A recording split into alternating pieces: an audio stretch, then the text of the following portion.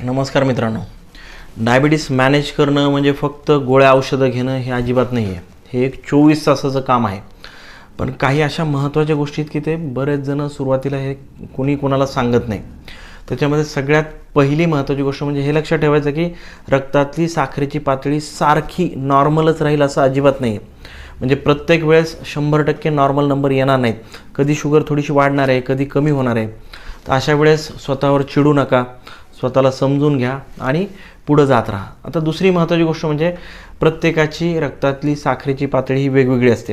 त्याच्यामुळे त्याचं time in range म्हणजे 24 तासामध्ये तुमची साखर 70 ते 160मध्ये किती वेळ राहते हे खरं महत्त्वाचं असतं.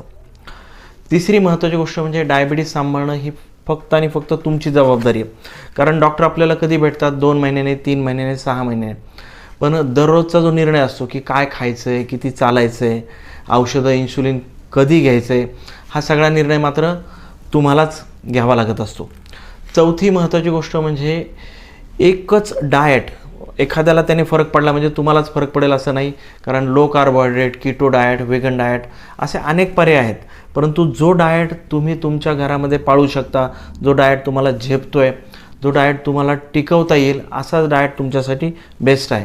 आणि सगळ्यात शेवटची महत्त्वाची गोष्ट म्हणजे डायबिटीस तुमचं आयुष्य चालवणार नाही, त्याला सांभाळून तुम्हाला राहावं लागणार आहे. त्याच्यामुळं प्रवास करा, तुमची नोकरी, छंद सगळं जपा. फक्त नियोजन आणि थोडीशी काळजी याच्यासाठी पुरेशी आहे. धन्यवाद.